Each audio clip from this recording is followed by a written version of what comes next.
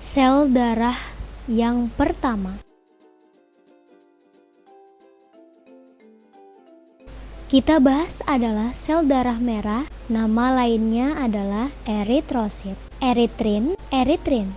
Artinya merah berarti eritrosit. Ini artinya sel darah merah. Bentuk dari eritrosit itu seperti ini, bulat dan agak cekung di tengah.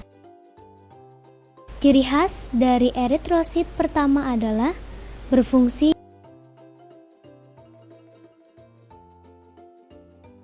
mengangkut oksigen karena ada protein yang dinamakan hemoglobin. Yang kedua adalah tidak mempunyai inti.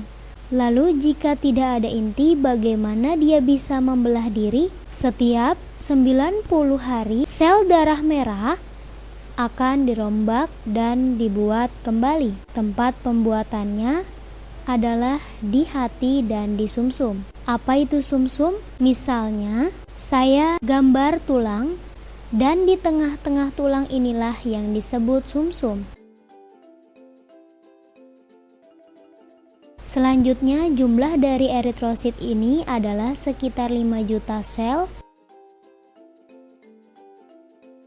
per mililiter darah.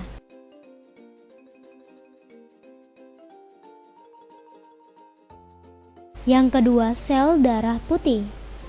Putih, bahasa latinnya adalah leuko, dan sel itu sit. Jadi, gabungkan menjadi leukosit. Bentuk sel darah putih adalah tidak beraturan. Fungsi sel darah putih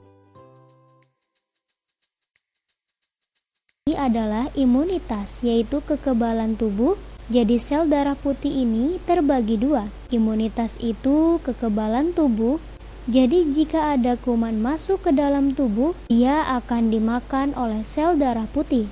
Sel darah putih yang bertugas untuk memakan sel asing namanya adalah fagosit. Yang kedua adalah limfosit. Limfosit ini membuat antibodi. Selanjutnya, sifat dari sel darah putih, karena bentuknya tidak beraturan, dia bisa berubah bentuk.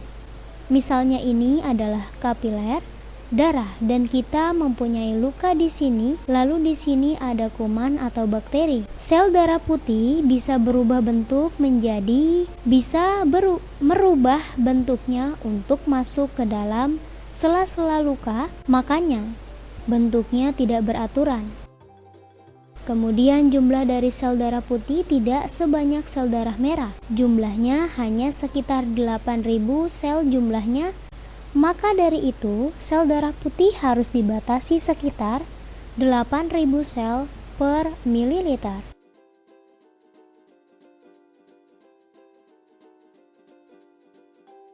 Yang ketiga adalah keping-keping darah. Nama lainnya adalah trombosit. Trombosit adalah sel yang sangat peka. Jadi misalnya ini adalah kapiler darah.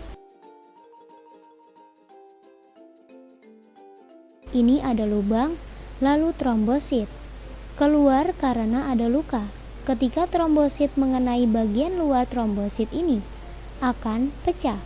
Dan ketika trombosit ini pecah, dia akan mengeluarkan enzim yang memicu suatu rangkaian reaksi yang akan menutup luka. Maka dari itu, keping-keping darah fungsinya adalah untuk pembekuan darah, karena jika kita terluka dan darahnya tidak berhenti, kita akan menderita kekurangan darah. Sekarang kita lihat mekanismenya. Misalnya tadi, ini dari trombosit keluar dari sel. Trombositnya pecah, lalu dia akan mengeluarkan enzim. Kita ingat bahwa penamaan enzim itu jika akhirannya ase, pasti itu adalah enzim. Di dalam trombosit itu ada enzim namanya tromokinase. Ingat, enzim itu akan mengkatalis suatu reaksi, misalnya A jadi B. trombokinase ini akan mengubah zat protrombin menjadi trombin. Ini adalah protein di dalam darah. Selanjutnya, trombin ini akan memicu suatu zat yang bernama fibrinogen menjadi benang-benang fibrin.